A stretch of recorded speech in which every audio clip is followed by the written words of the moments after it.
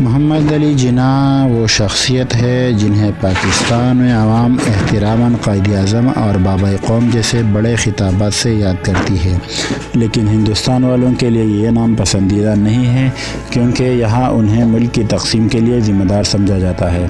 برصغیر کا بٹوارہ ہندوستان اور پاکستان کے لیے قیامت جیسا تھا۔ اس دوران پرتشدد واقعات میں لاکھوں لوگ مارے گئے جبکہ 1 کروڑ سے زیادہ لوگ بے گھر ہو گئے۔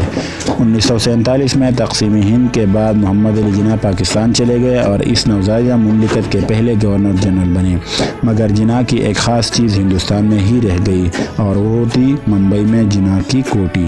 انڈیا اور پاکستان کے درمیان ایک جھگڑا اس کوٹھی پر بھی ہے جو گزشتہ 70 سالوں سے چلا آ رہا ہے۔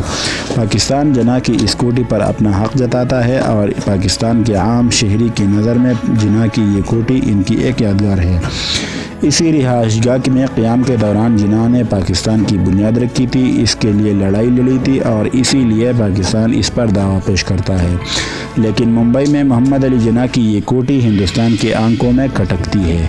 اسے ملک کے بٹوارے کی سازش کا اڈا تصور کیا جاتا ہے۔ انڈیا نے ممبئی میں جناح کے بنگلے کو اینیمی پراپرٹی یعنی دشمن کی جائیداد قرار رکھا ہے۔ فی الحال یہ عمارت ویران پڑی ہے اور حکومت کا اس پر قبضہ ہے۔ ایک مقامی سیاستدان جو ریل اسٹیٹ کا دھندا بھی کرتے ہیں وہ جناح کی کوٹھی کو گرانے کی مہم چھیڑے ہوئے ہیں۔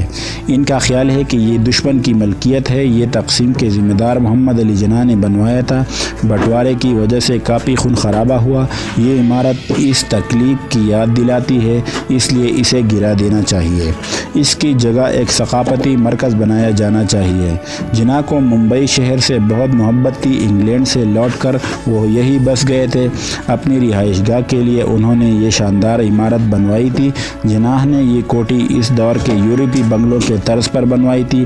اس بنگلے کا نام ساؤتھ کوٹ ہے۔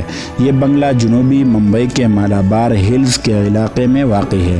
سمندر کے رخ پر بنی اس عمارت کو بنانے میں جناح نے 1930 کی دہائی میں تقریباً 2 لاکھ روپے خرچ کیے تھے۔ اس کا ڈیزائن مشہور آرکیٹیکٹ کلاڈ بیٹلے نے تیار کیا تھا۔ اس میں اطالوی سنگ مرمر لگے ہیں، ساتھ ہی لکڑی کا کام بھی بہت عمدہ قسم کا ہے۔ اس کوٹھی کو جناح نے اپنے خواب کی تعمیر کے طور پر بنوایا تھا۔ اس کی تعمیر کے لیے خاص طور پر اٹلی سے کاریگر بلوائے گئے تھے۔ اس وقت وہ شہر کے مشہور بیرسٹر تھے۔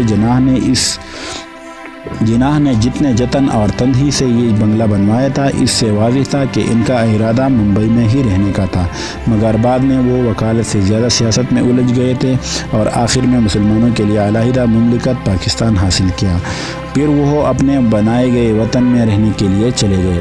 جناح کو لگتا تھا کہ تقسیم کے بعد انڈیا اور پاکستان کے تعلقات اتنے اچھے ہوں گے کہ جب دل چاہے وہ ممبئی آ کر کچھ دن اپنے گھر میں رہ سکیں گے، لیکن دونوں ممالک کے درمیان سرحد کی لکیر کھینچتے ہی دلوں کی خلیج آسمان سے بھی بلند اور سمندر سے بھی گہری ہو گئی۔ جناح کا واپس اپنے سپنوں کے بنگلے میں آنے کا خواب ادھورا ہی رہ گیا۔ تقسیم کے بعد جب جناح پاکستان گئے تو وہ چاہتے تھے کہ ان کے بنگلے کو کسی یورپی کو کرائے پر دے دیا جائے۔ نہرو اس کے لیے راضی بھی ہو گئے، لیکن جب تک اس عہد پر دستخط ہوتے جناح کا انتقال ہو گیا۔ اس کے بعد سے ہی اس شاندار کوٹھی پر انڈیا اور پاکستان کے درمیان رساکشی جاری ہے۔ جناح کی بیٹی دینا واڈیا نے بھی اس پر اپنا مالکانہ حق جتایا تھا۔ فی الحال اس پر حکومت ہند کا قبضہ ہے۔ ممبئی میں وزیر اعلیٰ کے بنگلے کے ٹھیک سامنے کھڑی یہ عمارت انڈیا اور پاکستان کے مشترکہ ادھورے ورثے میں سے ایک ہے۔